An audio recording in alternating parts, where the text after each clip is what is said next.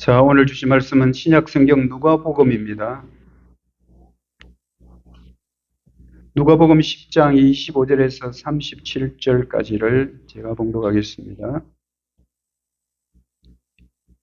제가 갖고 있는 성경은 신약 성경 110쪽 부근입니다. 누가복음 10장 25절에서 37절을 제가 봉독하겠습니다. 하나님 말씀 들으십시오. 어떤 율법 교사가 일어나 예수를 시험하여 이르되, 선생님, 내가 무엇을 하여야 영생을 얻으리까? 예수께서 이르시되, 율법에 무엇이라 기록되었으며 내가 어떻게 읽느냐? 대답하여 이르되, 내 마음을 다하며 목숨을 다하며 힘을 다하며 뜻을 다하여 주 너의 하나님을 사랑하고 또한 네 이웃을 네 자신같이 사랑하라 하였나이다. 예수께서 이르시되, 내 대답이 옳도다. 이를 행하라. 그리하면 살리라 하시니, 그 사람이 자기를 옳게 보이려고 예수께 여짜오되, 그러면 내 이웃이 누구니이까? 예수께서 대답하여 이르시되, 어떤 사람이 예루살렘에서 여리고로 내려가다가 강도를 만나매 강도들이 그 옷을 벗기고 때려 그의 죽은 것을 버리고 갔더라. 마침 한 제사장이 그 길로 내려가다가 그를 보고 피하여 지나가고, 또 이와 같이 한 레위인도 그곳에 이르러 그를 보고 피하여 지나가되, 어떤 사마리아 사람은 여행하는 중 거기 이르러 그를 보고 불쌍히 여겨 가까이 가서 기름과 포도주를 그 상체에 붓고 싸매고 자기 짐승에 태워 주막으로 데리고 가서 돌보아 주니라. 그 이튿날 그가 주막 주인에게 데나리온 둘을 내어주며 이르되, 이 사람을 돌보아 주라. 비용이 더 들면 내가 돌아올 때에 갚으리라 하였으니, 네 생각에는 이 세 사람 중에 누가 강도 맞는 자의 이웃이 되겠느냐? 이르되, 자비를 베푼 자니이다. 예수께서 이르시되, 가서 너도 이와 같이 하라 하시니라. 아멘. 당신의 이웃은 누구십니까? 나는 1202동에 사니까 1201동이 내 이웃입니다. 당신의 이웃은 누구십니까? 여러분들의 이웃이 누구십니까? 자, 오늘 본문 주제는 이겁니다. 예수님이 율법 교사에게 선한 사마리아인 비유를 통해 이웃이 누구인지를 가르쳐 주셨다. 예수님은 율법 교사는 율법 전문가예요. 율법에 대해서는 딱 꿰고 있는 사람입니다. 선한 사마리아인 비유를 들려주면서 이웃이 누군지 가르쳐 주셨다 이거요. 자, 오늘 설교 주제는 이겁니다. 우리에게 누가 이웃인지를 알고 그들에게 이웃이 되어주자. 저와 여러분이 생각하는 이웃은, 우리가 생각하는 이웃이 아니라는 거, 여러분들 오늘 설교를 통해 들으셔야 됩니다. 그리고 그들을 이웃으로 여겨서 그들을 도와주는 사람들이 되자라는 주제로 말씀드리려고 합니다. 여러분, 이웃사촌이라는 말 많이 들으셨죠? 이웃사촌. 이웃사촌이라는 말은 뭐냐면, 가까이 사는 사람이 저 멀리 사는 자식이나 친척보다 낫다. 이웃사촌이라는 말이 그 말 아니겠습니까? 가까이 사는 이웃이 오히려 저 멀리 사는 아들이나 딸이나 그리고 멀리 사는 친척보다 훨씬 낫다. 왜냐하면 여러분, 도움이라는 거는요, 급할 때 받는 게 도움이에요. 급할 때. 그런데 저 멀리 떨어져 있는 자녀들이 무슨 큰 도움이 되겠습니까? 요즘 아무리 우리 교통이 발달했다 하더라도 그 시간은 걸리기 마련이죠. 급할 때 가까이 사는 사람을 도움을 받기는 참 쉽지만 멀리 있는 사람은 힘들다. 그래서 이웃사촌이라는 말이 생겼는데, 그렇다면 그러면 진짜 가까이 있는 사람이 다 이웃이냐? 여러분, 가까이 있는 사람이 다 이웃이냐? 거기에 대한 질문을 여러분들이 먼저 던지고, 오늘 이 본문은 한 율법 교사가 예수님에게 찾아와서 시험을 하기 위해서 질문을 합니다. 율법 교사는 율법 전문가입니다. 구약을 거의 다 외다시피 웬 사람이고, 자기들이 율법을 잘 아니까 또 율법을 다른 사람에게 가르쳐 주는 교사이기도 하고, 이 사람이 예수님께 찾아와서 예수님을 시험합니다. 25절에 보면 어떤 율법 교사가 일어나 예수를 시험하여 이르되, 일어나라고 보면 그 현장에 있었다는 말이고, 지금 70명 제자들과 예수님께서 이런저런 가르침을 주고 있는 거기에 참여한 사람들, 유대인들, 지도자도 있고 바리새인도 있고 뭐 서기관도 있고, 그 중에 한 사람이 일어나서 예수님을 시험했다. 여러분, 시험했다는 것은 크게 좋은 의미는 아니잖아요. 저 사람 내가 한번 딱 시험 한번 해봐야 되겠다. 자기가 알고 있는 것도 물어볼 수 있고, 자기가 생각하는 게 저 사람하고 내하고 똑같은지 한번 떠보기 위해서도 물어볼 수도 있고, 요즘 우리나라 같은 상황에서 얼마든지 그럴 수 있죠. 저 사람이 이쪽인지 저 사람이 저쪽인지 이거 한번 떠보려고 또 질문할 수도 있죠. 그렇지만 예수님을 시험한다기보다는 오늘 이 본문의 문맥을 쭉 살펴보면 예수님을 공격에 빠뜨리기보다는 더 자기의 의를 드러내기 위한데 더 지중한 질문이다. 여러분들이 의가 있거든요. 각자의 의가. 저도 있고 여러분 다 있습니다. 그걸 어떻게 하든지 좀 드러내가지고 남들에게 보여주고 또 사람들에게 인정받고 자랑을 좀 해야 되겠는데 그런 기회가 잘 없어요. 그래서 율법교사는 드디어 기회가 왔다. 이 많은 사람들이 모여있는 이 자리에 내가 얼마나 의로운 사람인가 한번 본때를 보여줘야 되겠다.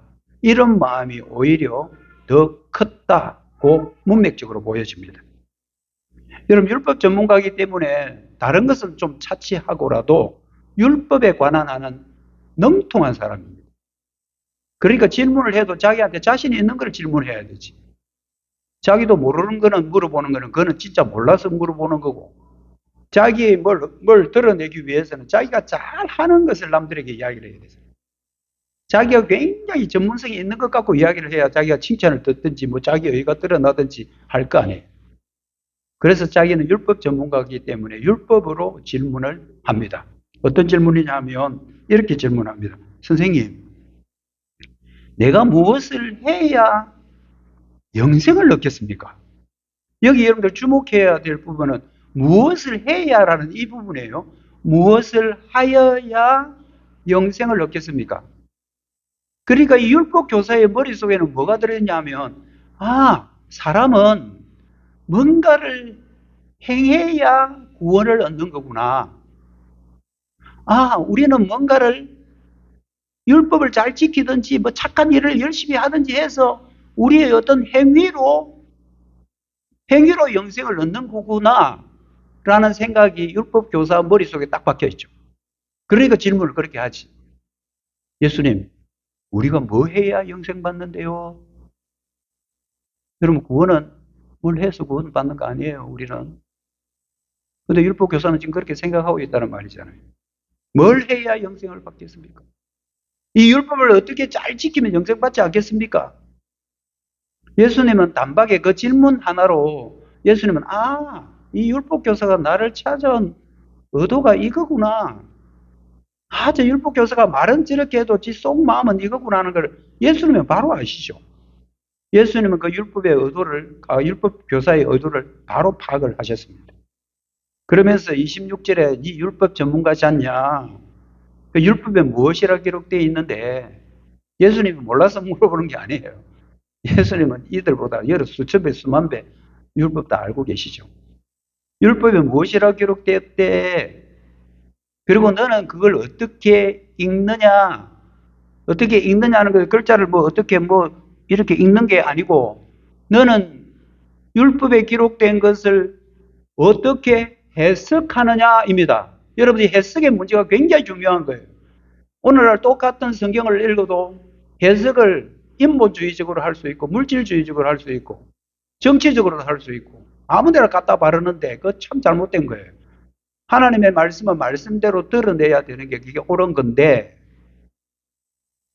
율법에 뭐라 기록되어 있대? 니 잘 알잖아. 율법 전문가잖아. 그리고 너는 그 율법을 어떻게 해석하냐? 이렇게 질문을 하셨습니다. 그러니까 율법 전문가잖아요. 율법을 달달달달달달 외우는 사람이잖아요. 바로 이렇게 답하죠. 27절입니다. 대답하여 이르되 네 마음을 다하며 목숨을 다하며 힘을 다하여 주 너의 하나님을 사랑하라. 또 내 이웃을 네 자신같이 사랑하라. 이거 우리 조금 전에 했죠. 십계명 낭독할 때. 모르겠는데요, 목사님. 그러니까 아무 생각 없이 십계명 낭독하면 안 됩니다. 십계명 낭독할 때 그게 한자 한자 무슨 뜻이 들어있는지 여러분들이 잘 생각하며 읽어야 돼요. 우리 조금 전에 이거 다 십계명에 나온 거잖아요. 율법을 두 개로 딱 요약하면 두 가지입니다.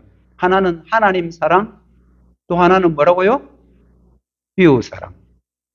하나님 사랑, 이웃 사랑. 저희 어릴 때 우리 애들 키울 때 우리 집에 하나 뭐라 합니까? 뭐? 집에 걸어놓는 거 있잖아요. 그겁니다, 우리 집에. 하나님 사랑, 이웃 사랑. 여러분, 율법을 딱 압축을 해서 엑기스로 딱 뽑아내면 하나님 사랑, 이웃 사랑. 10계명도 10개 계명이지만 1계명에서 4계명까지 하나님 사랑, 5계명부터 10계명까지는 이웃 사랑. 딱 두 개입니다. 율법 교사가 이건 모르겠습니까? 정확하게 답하죠. 예.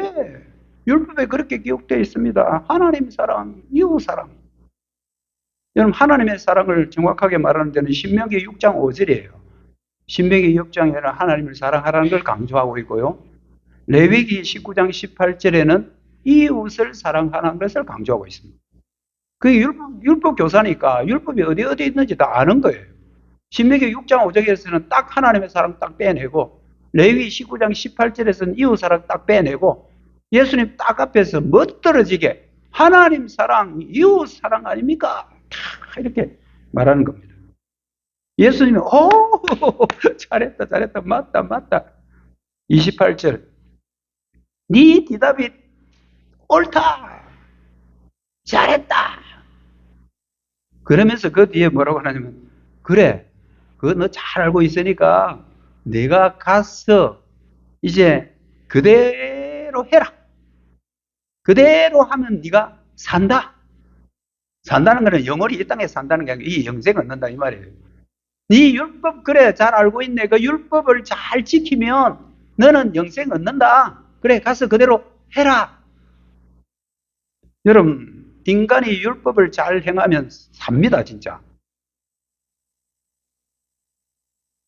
여러분들 레위기 18장 5절 한번 보시죠. 레위기 18장 5절에 보면 너희는 내 규례와 법도를 잘 지켜라. 사람이 이를 행하면 그로 말미암아 살리라. 영생입니다. 영생. 나는 여호와이니라. 하나님이 율법을 주실 때 너 율법 이거 잘 지키면 너희들 진짜 영생 얻는다. 율법 잘 지키면 구원 얻는다 라고 말씀하신 건 맞아요. 근데 문제는 뭐냐 하면요. 이 율법을 완벽하게 지킬 사람이 이 땅에는 없다는 거예요.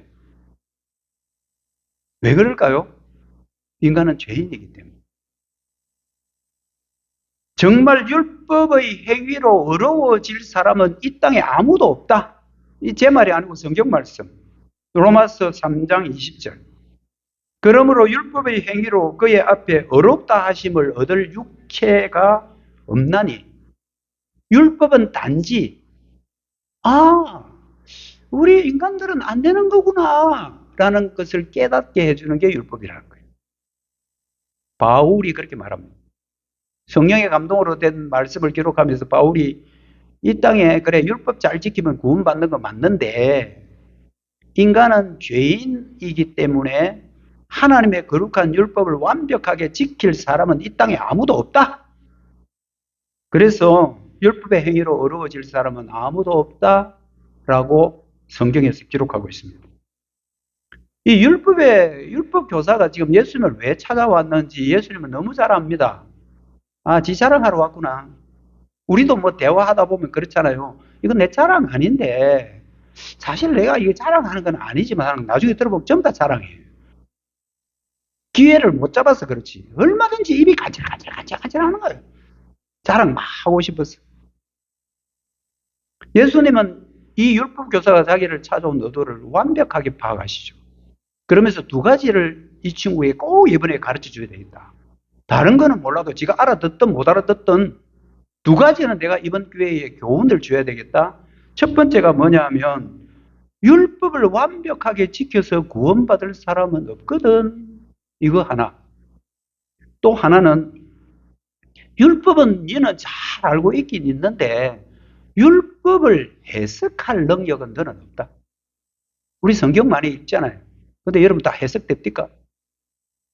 그래서 여러분들 이 신학 공부를 막 오래 한 목회자가 필요한 거예요. 설교자가 필요한 거예요. 두 가지 가르쳐 주고 합니다. 네 자랑하러 온 것 같은데 그래 그 말은 지금 하는 건 아니지만 속으로 두 가지를 율법을 지켜서 구원받을 사람은 아무도 없다는 거 하나, 하나는 율법은 잘 달달달달 외워도 율법을 바르게 해석할 능력은 없다. 그래서 여러분들 마태복음 5장에 보면 예수님이 구약의 율법들을 갖고 와서 계속 하시는 말씀이 너희들은 이렇게 배웠고 너희들은 이렇게 들었으나 나는 너희에게 이르노니 하면서 예수님이 율법을 재해석해 주는 장면이 마태복음 5장에 나오잖아요. 그러니까 그 앞에 율법이 잘못된 건 아니에요. 율법을 해석하는 그 바리새인들과 율법 교사들 그 사람들이 아전인수격으로 해석한 것에 대해서 예수님이 말씀하는 거잖아요. 그래 좋아 네 율법 잘 알고 있네. 너희들 성경 많이 읽었지. 그래 성경 잘 알고 있네. 근데 그 성경 해석 어떻게 할 거니? 두 가지를 주님은 가르쳐주고 싶어 하는 겁니다. 이런 것도 모르고 눈치 없는 율법 교사는 또 계속 자기를 자랑하고 싶어 합니다. 그 다음 질문 나갑니다. 29절입니다. 그 사람이 자기를 옳게 보이려고 여기 줄 쫙 끊어오십시오. 자기를 옳게 보이려고. 이게 우리 인간의 마음이에요. 율법 교사 욕할 거 하나도 없습니다. 자기를 옳게 보이려고. 예수께 뭐라고 묻습니까? 그러면 내 이웃이 누굽니까 도대체? 내 이웃이 누구야 됩니까? 라고 묻는 거예요. 여러분 이거 율법 교사가 이웃을 모르고 물어봤을까요? 1번 알고 물었다. 1번 모르고 물었다. 2번 알고 물었다. 2번입니다. 2번. 다 알고 왜 이웃을 모르겠습니까? 이웃이 어떤 것인지 이웃의 범주가 어디까지 되는지 왜 모르겠습니까? 문제는 뭐냐합니까? 자기를 옳게 보이려고 자기 자랑하려고 이 질문을 하고 있는 겁니다. 자기를 옳게 보인다 말은 이 말은 다른 말로 번역하면 자기를 정당화한다 이 말입니다. 우리 요즘 매스컴에 보면 그 나오는 패널들이 전부 다 말할 때 이 사람 언성 높이고 저 사람 언성 높이고 하는 이유가 뭡니까? 자기를 정당화해야 되는 거예요. 자기의 논리를 정당화해야 먹혀 들어가는 거예요. 자기를 옳게 보이려고 하는 이 말은요, 다른 말로 번역하면 자신을 정당화하다 이 말이에요. 자신을 정당화해야 정당성을 인정받아야 자기가 영생받았다는 것을 또 인정받을 거 아니에요. 무리들 앞에서 예수께 질문을 함으로써 그들의 관심을 끌고 그들 앞에서 자기 의를 드러내가지고 어깨 뿅 하고 올라가고 나는 이렇게 어려운 사람입니다. 자 보세요. 너들은 뭐냐? 이런 식으로. 율법 교사는 굉장한 교만 앞에서 다른 사람 앞에 자기 의를 드러내려는 것을 예수님은 다 아시죠. 율법 교사는 지금까지 이웃 사랑에 대한 율법을 잘 지켜왔다고 생각하고 있습니다.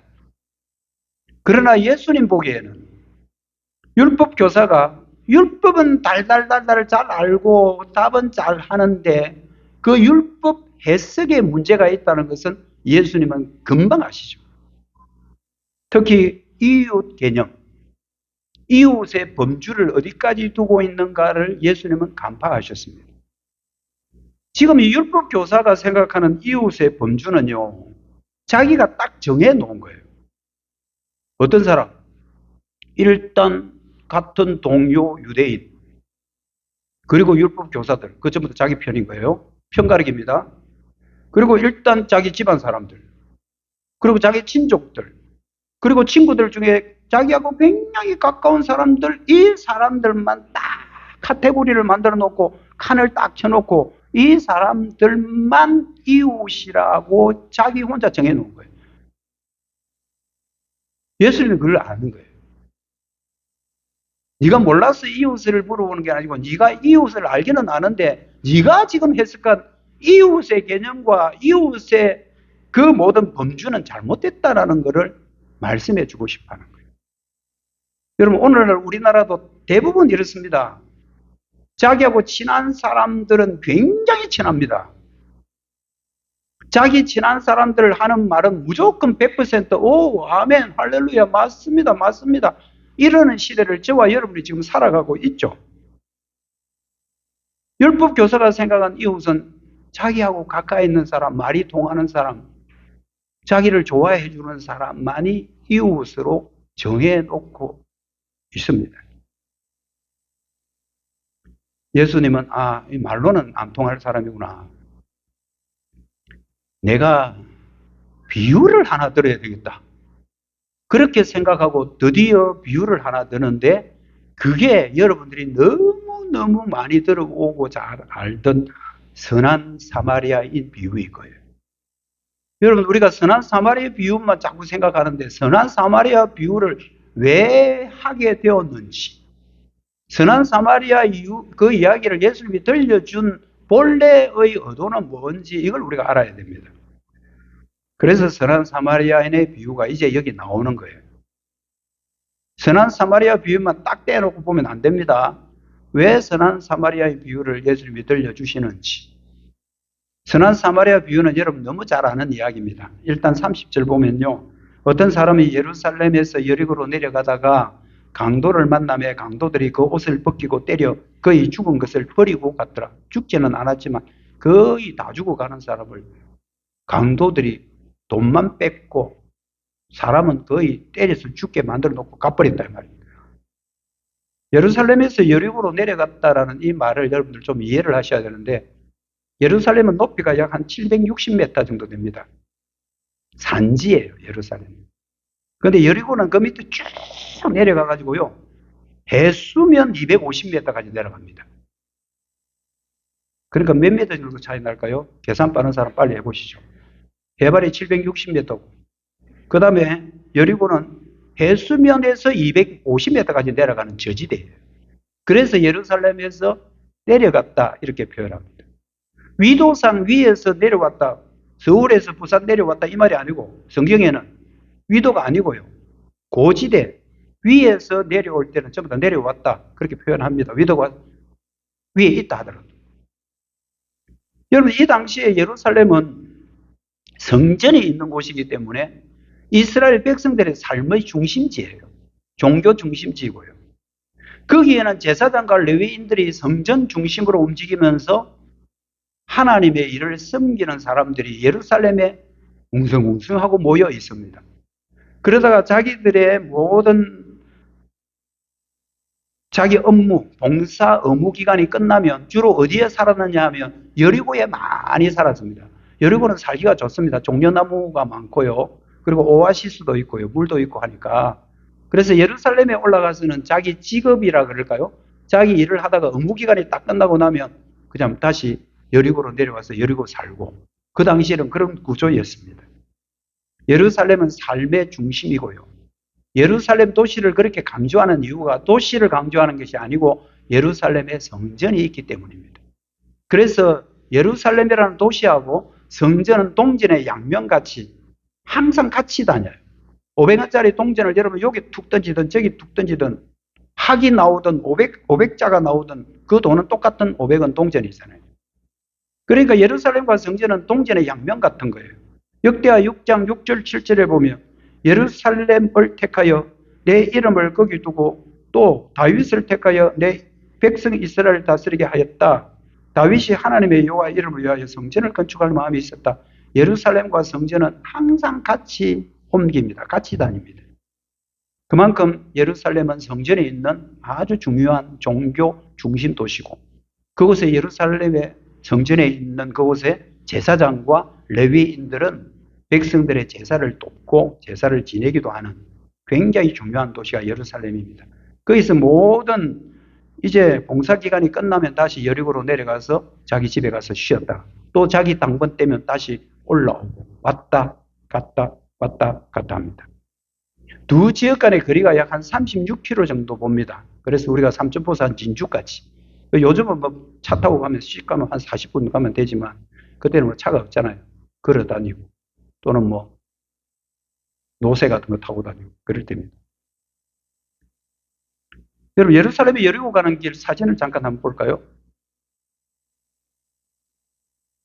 여러분, 어디가 예루살렘일까요? 저쪽이, 저 예루살렘이고, 이거 여리고입니다. 싹 내려오는, 이 길, 이거는 이제 이 길은 로마 시대에 만드는 길이에요. 지금은 뭐 집도 있고 이러하지만 저 위에 산지에서 밑으로 내려오는, 밑으로 쭉 내려가는, 그게 예루살렘과 여리고로 가는 길이다. 참고로 그냥 사진 보시고요. 그리고 그 당시에 여리고로 가려고 하면 굉장히 가파른 길입니다. 밑으로 쭉 내려가야 되니까. 그리고 양쪽으로 그 암석 같은 것들이 굉장히 많아요. 그러니까 굉장히 뭐라 그럴까, 좀 위험한 길입니다. 지금 이 사진 봐가지고는 여러분 위험한 거 모르겠지만 옛날에는 안 그랬단 말입니다. 예수님 시대만 해도 굉장히 위험한 길입니다. 그래서 이 길을 따라 여행하는 게 위험한 게 아니고 진짜 위험한 게 뭐냐면요, 강도 도둑들입니다. 먹고 살기 힘들 때가 되놓으니까 그거 딱 기다리고 있다가 예루살렘 도시에서 오는 사람 딱딱 골라가지고 뺏어 먹는 사람들이 있었단 말이에요. 제롬이라는 성경 번역가에 의하면 주후 4세기까지 그 길에는 강도 떼들이 출몰했다라고 제롬이라는 사람이 그렇게 우리에게 정언을 해주고 있습니다. 이런 길에서 노상 강도를 만났다. 그리고 그곳에 제사장과 레위인들이 왜 지나갔다? 여러분, 개연성이 있는 이야기 이제 아시겠죠? 항상 그 사람들은 예루살렘과 여리고로 왔다 갔다 했고요. 그 다음 그 도로가 굉장히 위험한 상황이고 도둑떼들이 출몰하고 강도들이 출몰하는 상황임을 여러분들이 먼저 그림을 그리고 예수님의 선한 사마리아 비유를 이해하셔야 됩니다. 강도 맞는 그 사람은 거의 다 죽게 되어 갑니다. 그런데 제일 먼저 누가 지나가느냐고요? 제사장이 지나갑니다. 제사장은 이제 자기의 의무기간, 봉부기간을 다 마치고 이제 자기 여리고로 자기 집으로 내려가고 있죠. 그런데 제사장은 그 강도 만난 사람 생사 여부 확인조차도 안 하고 비하여 지나갔다 이렇게 되어 있습니다. 비하여 먼 길로 이리 가면 되는데 여기 사람이 퍽 쓰러가지고 뭐 하고 있으니까 아이고 귀찮아 하면서 먼 길로 반대편으로 돌아가지고 저쪽으로 갔다 이 말입니다. 여러분, 제사장이 누굽니까? 하나님 앞에 제사 지내는 장이잖아요. 그럼 이 사람들이 제일 먼저 해야 될 일이 뭘까요? 그것은 정말 이웃들, 지금 현재 어려움 처해 있는 이 사람들을 도와주는 게 이 사람이 제일 먼저 해야 될 일이에요. 그런데 이 사람은 굉장히 의식적인 것만 하지 생활과 삶 속에서는 전혀 제사장의 모습을 보이지 않습니다. 이 사랑 실천의 모범을 보여야 될 제사장의 이 비인간적인 행동, 이것은 무슨 이유를 갖다 대든지 정당화할 수가 없습니다. 물론 이유가 있겠죠. 왜냐하면 나도 강도 맞으면 큰일 나. 내가 굉장히 높은 지체인데. 또 하나는 혹시 저 사람 죽으실지 몰라. 죽은 사람 마침 만지면 안 되거든요. 제사장은. 그 핑계, 이 핑계 다 될 수 있습니다. 그러나 어떤 이유로든 절대로 자기의 행동은 정당화될 수가 없다. 그 뒤에 또 한 사람이 쏙 지나갔는데 누구냐면 또 레위인이에요. 레위인은 여러분 성전 봉사에서 제사장을 돕지만 또 재물을 가지고 오는 그 레위 유대인들하고 굉장히 친숙한 관계예요. 제사장은 약간 한 등급 높은 등급에서 좀 위에 있다고 보면 레위인은 밑에서 그 사람들하고 친구처럼 옆집 사람처럼 친하게 지낼 수 있는 관계임에도 불구하고 레위인도 휙 돌아서 도망갔습니다. 세 번째로 지나간 사람이 누구냐면 사마리아 사람이에요. 여러분, 사마리아 사람하고 유대인들은 완전히 이런 관계입니다. 아시겠습니까? 원수 관계입니다. 왜 원수 관계냐면요, 남쪽 유다도 포로로 잡혀가고 북쪽도 포로로 잡혀갔는데 북쪽은 아수르라는 나라하고 피를 서로 섞어버려요. 서로 통혼을 해서 서로 결혼을 해놓으니까 이 사람들은 이방인의 피가 섞였다 해가지고 유대인들 볼 때는 이 사마리아 사람들을 사람 취급을 안 해요. 말도 안 섞어요. 그래서 예수님이 수가성 여인을 만났을 때 이 여자가 놀래가지고, 당신은 유대인인데 나한테 물 달라 그래요. 가까이 오지 마세요. 이랬잖아요. 그만큼 유대인과 사마리아 관계는 거의 대척점에 있고 원수 관계인 그런 사람들입니다. 사람 취급을 안 했으니까요. 근데 사마리아인이 그 유대인이 보내 유대인이 쓰러가지고 피를 줄줄 흘리고 다 죽어가는데도 그냥 지나가도 이 사람은 아무 문제될 거 없어요. 어차피 원수니까. 왜냐하면 유대인들이 자기들을 사람 취급을 안 하니까. 그냥 지나가도 아무 문제 없어요. 그런데 사마리아 사람이 그렇게 하지 않았습니다. 중요한 말이 33절인데요. 어떤 사마리아 사람은 여행하는 중 거기 이르러 그를 불쌍히 여겼다. 여기 동그라미 딱 쳐놓으셔요. 불쌍히 여겼다. 앞에 제사장하고 레위인은 그냥 아무 생각 없이 지나가 버렸지만 이 사마리아 사람, 유대인들과 원수지간으로 있는 사마리아 사람은 그 사람을 보는 순간에 불쌍히 여겼다. 불쌍히 여겼다는 말은요, 창자가 꼬인다 이 뜻이에요. 혹시 여러분 자다가 창자 꼬인 경험 없습니까? 막 뒤틀리는 것 같은. 창자가 꼬이는 듯한 고통, 이게 불쌍히 여긴다는 본래 뜻이에요. 근데 이건 뭐냐면 상대방의 입장과 처지를 보면서 굉장히 공감하는 거예요. 공감 능력이 특출한 사람인 거예요. 그래서 저 사람의 아픔이 나의 아픔인 것 같고, 저 사람 큰일 나겠는데, 이런 마음을 갖고 있는 사람이 사마리아인이었습니다. 사마리아는 급히 가서 그 사람에게 응급 조치를 하고요. 자기가 타던 노새에 그 사람을 태워서 가까이 있는 이건 주막이라면 술만 파는 데가 아니고 지나가다 쉬기도 하고 잠도 자기도 하고 밥도 먹기도 하는 그런 곳이에요. 그곳에 데려다 주고 하룻밤을 같이 묵으면서 지극정성으로 간호를 합니다. 그리고 다음날 급히 가야 되기 때문에 그 주인에게 성금 일부를 줍니다. 성금 주고 지금은 현찰이 제가 없으니까 성금 먼저 받으시고요. 그래도 모자라면 내가 다시 돌아오는 길에 다 갚아드리겠습니다. 어떻게 하든지 이 사람 살려만 주십시오. 그래서 아마 이 사마리아인은 상인인 것으로 여겨집니다. 그 길을 왔다 갔다 하는 사람은 돌아오면 갚겠다고 했으니까요. 이 사람이 급히 길을 떠나는 거 보면 그렇게 시간이 넉넉한 사람은 아닙니다. 그냥 시간이 남아 돌아서 태평하는 사람은 굉장히 바쁜 사람임에도 불구하고 그 사람에게 선을 베푼 거예요.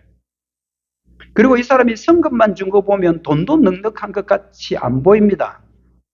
그러니까 일부 있는 돈 탈탈 다 털어주고 이 사람 좀 잘 부탁합니다 하고 가고 모자라면 제가 다시 갚아드릴게요 하고 간 거 아니겠습니까?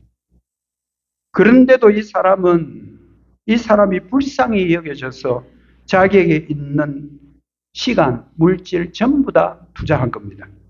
투자라기보다 그냥 섬긴 겁니다.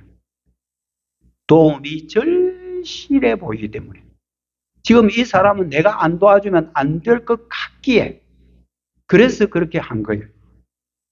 이 이야기를 다 들려주고 나서 예수님께서 율법 교사에게 다시 묻습니다. 이미 이 이야기를 듣고 있을 때 환한 율법 교사의 얼굴은 닭강색으로 서서히 변해가다가 나중에는 완전히 시커먼 흑색으로 바뀌었겠죠. 예수님 묻습니다. 36절입니다. 네 생각에는 이 세 사람 중 누가 강도 만난 자이겠냐? 여기 네 생각을 묻습니다. 율법에 이야기하는 게 아니고 네 생각에는 그냥 막 평범하게 생각하자 이거예요. 네 생각에는 그냥 일반적으로 객관적으로 생각할 때 이 세 사람 중에 누가 강도 만난 사람의 이웃이겠냐? 이렇게 묻습니다. 율법 교사는 심드렁하게 답합니다. 자비를 베푼 자겠죠. 이제 한풀 콱 긋겠죠? 자비를 베푼 자겠죠. 이때 자비를 베푼 자 이렇게 말 안 하고 사마리아인이라고 해야 되겠잖아요. 근데 그것조차 말하기 싫은 거예요. 자기 입에 사마리아인이라는 말을 하기 싫은 거예요. 그 못난 자존심 때문에. 자비를 베푼 사람이겠죠. 율법교사는 애초부터 예수님께 나아가 자신 있게 그러면 내 이웃이 누굽니까? 이렇게 질문할 때 하고 선한 사마리아의 비유를 다 듣고 난 지금 예수님은 뭐라고 질문하냐면, 네가 생각하기에 이웃 말고 강도당한 그 사람이 생각할 때 이웃이 누구겠냐라고 묻는 겁니다. 이해되십니까? 할렐루야입니다. 이게 지금 오늘 설교의 핵심입니다. 여러분, 예수님께서는 지금 벌써 네 이웃을 정해놓고 있잖아. 정해놓고 있는 사람한테 잘하는 거 그거 누구든지 할 수 있는 거야. 근데 이웃은 네가 정하는 게 아니야. 이웃은 누가 정하느냐 하면 지금 어려움을 당하고 있는 사람이 이웃을 정하는 거야. 이웃 너 마음대로 정하지 마. 지금 이 말씀 하는 거예요. 여러분, 이웃을 정하는 주체가 우리가 돼서는 안 됩니다. 아까 이야기했지만 우리가 이웃을 정하면 아까도 이야기했지만 내 친한 사람, 내 가까운 사람, 우리 편, 이 사람만 전부 이웃인 거예요. 이 사람들한테 잘하면 되는 거예요, 그냥. 그리고 나서 나는 이웃 사랑을 잘한다고 말하면 된다고 생각하는 거예요. 그러나 예수님은 그렇게 말하지 않습니다. 그 사람의 이웃이 누구냐? 그 어려움을 당한 사람이 생각할 때는 이웃이 누구냐? 그러니까 이웃을 정하는 주체가 누구냐 하면요. 내가 아니고 지금 어려움을 당한 그 사람이 이웃을 정할 수 있다는 거예요. 아멘입니까? 아이고, 부담스러워서 아멘 못하겠는데요. 지금은 아멘 안 해도 됩니다. 아무 관계 없습니다. 그러면서 이 율법교사는 지금까지 자기는 이웃사랑 잘 실천하고 있다고 뭐하고 있는 거예요? 착각하고 있는 거예요. 예수님은 그걸 깨려고 하는 거예요. 그래 좋다. 네 율법 잘 알지. 근데 네 이웃에 대한 해석에 문제가 있다. 이 이웃을 어떻게 해석하냐? 네 친한 사람은 이웃이냐? 그래서 편 갈라놓냐? 저쪽 편에 있는 사람은 죽든지 말든지 그냥 내버려 둬도 된다는 말이냐? 그게 네 이웃이냐? 미안하지만 이웃을 네가 정하는 게 아니고 저쪽에 어려움을 당하고 있는 그 사람이 이웃을 정하는 거야. 여러분, 그리본이라는 신학자가 이런 말을 했습니다. 아주 특이한 말인데요. 아무도 이웃이 누구인지 정의할 수 없다. 다만 이웃이 될 수 있을 뿐이다. 누구든지 이웃을 내가 정의할 수 없다. 단지 당신들은 이웃이 되어주는 것뿐이다. 예수님 마지막으로 율법교사에 딱 한마디 던집니다. 37절 하반절에 예수께서 이르시되 가서 너도 이와 같이 해라. 가라는 거예요. 이건 예수님이 뭐라 그러냐면 너는 지금까지 생각하고 있는 이웃 개념 그 확실히 바꾸고 네가 다시 이웃 사랑을 한번 해봐라라는 거예요. 안 되는 거죠. 율법 교사로 하여금 그걸 깨닫게 하시려는 겁니다. 아, 안 되는구나. 내가 율법을 달달달달 외우고 있긴 하지만 답은 잘하지만 정말 이웃 개념 하나도 내가 제대로 못하고 있었구나 한 걸 가서 좀 깨달아라. 우리가 지금 다 주님 앞에 이런 모습이어야 됩니다. 우리가 주님 앞에 서실 때 우리 고개 뒤밀고 고개 들고 주님 내 어려워요. 나는 잘해요. 이 정도 하면 나는 신앙생활 잘하는 거요라고 생각하지 말라는 거예요. 저도 여러분도. 예수님은 율법을 완벽하게 다 지켜서 영생을 얻을 인간은 이 땅에 아무도 없음을 가르쳐 주셨습니다. 그리고 율법의 정신은 자비가 필요한 자에게 이웃이 되어주는 그게 율법의 정신이라고 말씀합니다. 율법주의에 빠져서 편협한 사랑을 하고도 율법 잘 지켰다고 고개 들지 말라는 거예요. 율법의 참된 정신을 깨달아 그대로 실천하라고 말씀하시는 게 예수님의 가르침입니다. 많은 사람들이 율법을 잘못 해석하고 있다는 거예요. 이제 말씀을 맺으려고 합니다. 이웃이 누구인지 여러분들 아시겠습니까? 이웃은 우리가 정하는 게 아닙니다. 도움이 필요한 사람이 정하는 겁니다. 여러분들 어려움 당할 때 이런 말씀 많이 하시죠? 아이고, 내가 어려움 당할 때 진짜와 가짜를 알겠습니다. 내 잘 나갈 때 내 옆에 그렇게 많이 붙어 있는 사람들이 내가 병들고 우리 집안 망하고 거의 죽게 됐을 때 가까이 오는 사람 한 놈도 없습니다. 그런데 그때도 가까이 와서 손 내미는 그 사람은 평생 이 사람이 이웃이라고 생각하는 거예요. 여러분, 나의 이웃은 누구인가 보다 나는 누구의 이웃이 되어줘야 되는가를 생각하며 사는 게 율법의 정신입니다. 제2차 세계대전 때 사람이 7,100만 명이 죽었습니다. 1939년부터 1945년 그 기간 동안 제2차 세계대전 때 전부 다 사람이 많이 죽었어요. 군인들은 전쟁하다가는 죽고 죽을 수 있어요. 적군이든 아군이든. 그런데 절대 손대지 말아야 될 세 부류가 있습니다. 첫 번째는 전쟁 포로입니다. 일단 항복을 한 사람은 절대 죽이면 안 됩니다.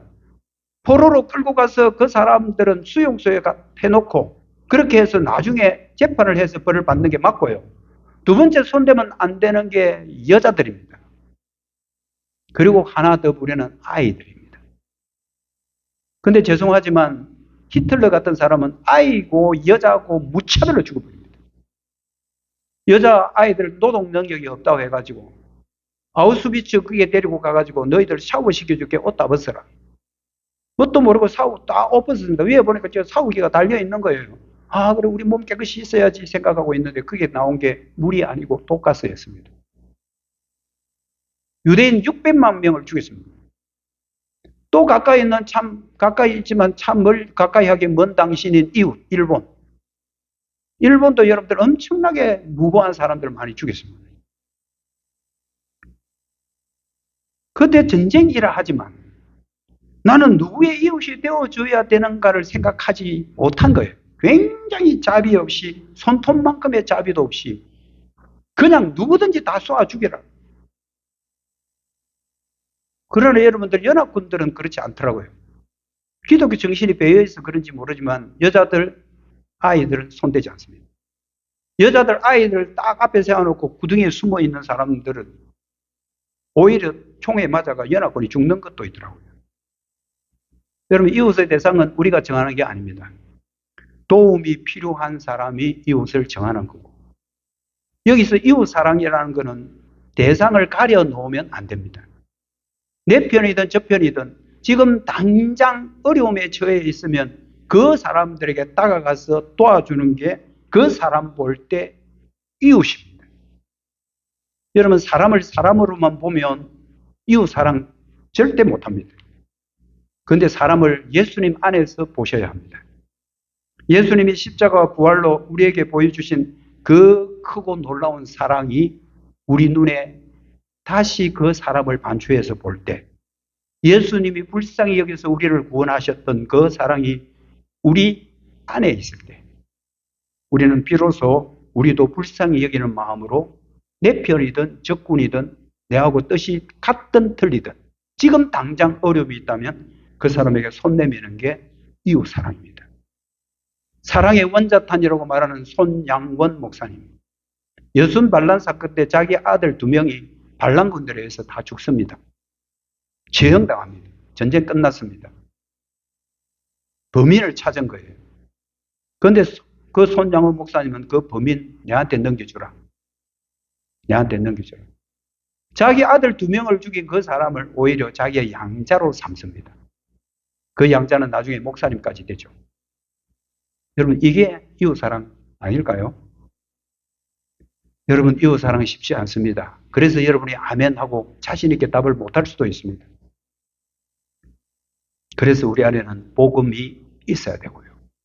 예수님이 나를 위해서 십자가 지시고 부활하셨다는 복음 그리고 내 안에는 항상 성령님의 인도하심이 있어야 합니다.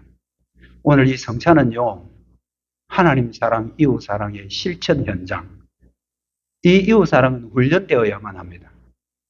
오늘 성찬은 훈련장이라고 여러분 생각하시고 성찬 가운데 주님의 사랑과 이웃 사랑 실천하기를 주님의 이름으로 축복합니다.